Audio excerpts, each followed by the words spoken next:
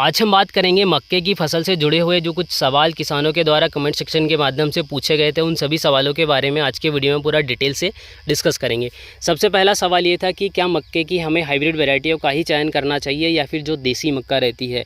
उस मक्के को भी हम लगाकर एक बेहतर उत्पादन ले सकते हैं। तो देखिए, कुछ समय से अगर देखा जाए तो जो हाइब्रिड कंपनियां हैं ये समय से कुछ समय पहले ही आई हैं मार्केट में। जैसे अगर बात करें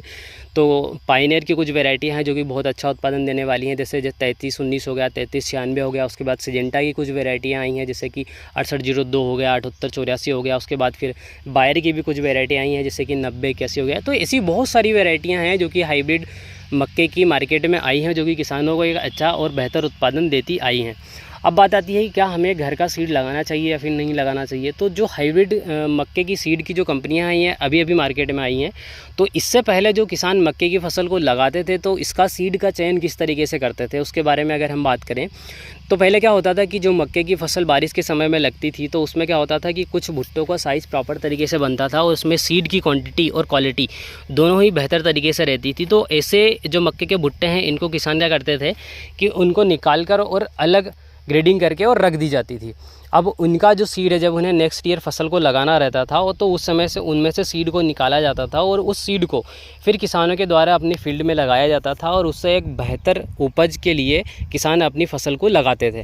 तो क्या होता था कि जो देसी मक्का रहती थी इसका जो उत्पादन है ये आपकी हाइब्रिड जो मक्का है इसके लगभग 50% तक का है। तो अगर आपको उत्पादन लेना है तो उत्पादन लेने के लिए आपको हाइब्रिड वैरायटियों को ही चयन करना चाहिए, क्योंकि देसी जो मक्के की फसल रहती है या फिर जो देसी मक्का रहती है इनका आपको प्रोडक्शन उतना ज़्यादा नहीं मिलता जितना कि आपको हाइब्रिड वैरायटियों का उत्पादन मिलता है।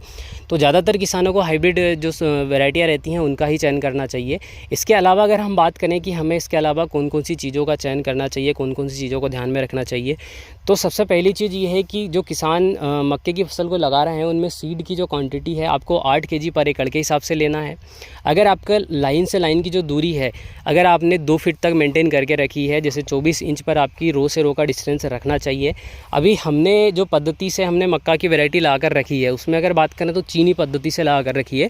और इसके आपको बहुत सारे वीडियो मिल जाएंगे आपको मराठी लैंग्वेज में, क्योंकि हिंदी लैंग्वेज में इतने सारे वीडियो हैं नहीं मक्के की फसल पर।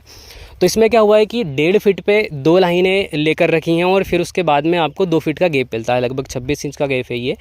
तो 2 फीट का जो गैप मिलता है इसमें आपकी हर एक लाइन को 2 फीट का गैप मिल जाता है। जैसे यहाँ से आप देखोगे तो इसमें 1.5 फीट का गैप जरूर है, लेकिन इसके इस साइड भी आपको 2 फीट का गैप मिलेगा। मतलब एक जो लाइन है आपकी उसमें आपको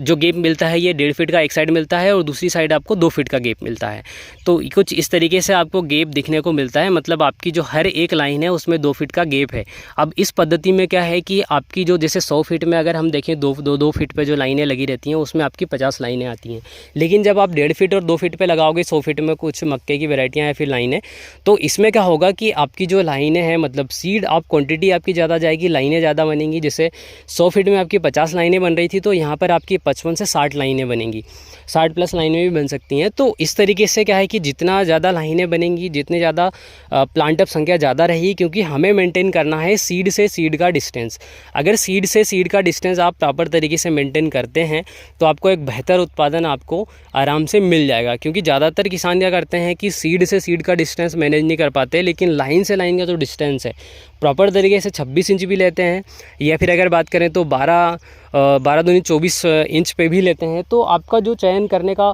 सिस्टम है, सबसे पहले तो अगर आप फर्स्ट ईयर आप लगाना चाह रहे हैं तो आप 2 फीट लें, 2 बाय 2 का डिस्टेंस लें, हर एक लाइन में आप 2 फीट का डिस्टेंस लें। उसके बाद आपको ऐसा लग रहा है कि नहीं अब हम मक्के की फसल में बेहतर उत्पादन ले सकते हैं, तो उसके बाद फिर आप चीनी पद्धति का यूज़ करके एक बेहतर उत्पादन ले सकते हैं। अब यहाँ आपको क्लियर दिख रहा होगा कि ये जो लाइन है इसमें 2 फीट का गैप है, फिर 1.5 फीट का गैप है, फिर 2 फीट का गैप है, फिर 1.5 फीट का गैप है।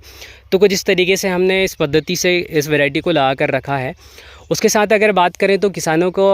का एक और सवाल था कि क्या हमें मक्के की फसल में सिंचाई किस तरीके से करना चाहिए, क्या फ्लड से सिंचाई करना सही रहेगा या फिर स्प्रिंकलर से सिंचाई करना सही रहेगा। तो क्या है कि जो स्प्रिंकलर से सिंचाई होती है, जैसे आपका जो खेत है इसमें मिट्टी बहुत ज़्यादा कटती है अगर आप फ्लड से सिंचाई करते हैं तो इसी कंडीशन में क्या करना है कि आपका जो खेत है ये बराबर नहीं है, स्टेबल नहीं है, तो फिर क्या है कि आपको स्प्रिंकलर से ही सिंचाई करनी चाहिए ताकि आपकी जो मिट्टी है इसका कटाव कम से कम हो सके और आपका जो आप जो नेक्स्ट सिंचाई करने वाले वाले हैं उसमें आपको ज़्यादा समस्याएं ना उठाना पड़े। तो जहाँ तक हो सके आप स्प्रिंकलर से सिंचाई करके आपकी सिंचाई कर सकते हैं। लेकिन अगर आपके पास स्प्रिंकलर की व्यवस्था नहीं बन रही है और आप सही प्रॉपर तरीके से स्प्रिंकलर की व्यवस्था नहीं लगा पा रहे हैं, या फिर आपकी जो मिट्टी है ब्लैक सॉइल है, बिल्कुल बराबर खेत है, तो ऐसी कंडीशन में फिर आप क्या है कि फ्लड से सिंचाई भी कर सकते हैं। अब इसके बाद फिर अगला एक और सवाल रहता है किसानों के मन में कि हमें इसमें हेर्बिसाइड कब यूज़ करना चाहिए और मक्के की फसल में कौन सा हेर्बिसाइड डालें। तो देखिए, मक्के की फसल में बहुत सारे हेर्बिसाइड हैं जिनका उपयोग करके आप खरपतवारों को कंट्रोल कर सकते हैं। सबसे बेस्ट ऑप्शन रहता है इस समय है किसानों के पास में बहुत ज़्यादा समय रहता है, तो समय रहते अगर किसान इसमें कुल्पे डोरे निकाल दे तो और भी बेहतर तरीके से आपकी उपज में वृद्धि होगी। लेकिन अगर आप कुल्पे डोरे नहीं निकाल पा रहे हैं तो फिर इसके बाद में फिर आपको जो कुछ मार्केट में दवाइयाँ उपलब्ध हैं, जैसे कुछ टिंजर है हो गया, उसके बाद फिर और भी बहुत सारी ऐसी कुछ केमिकल्स हैं मार्केट में जिनका उपयोग करके आप एक बेहतर उत्पादन ले सकते हैं।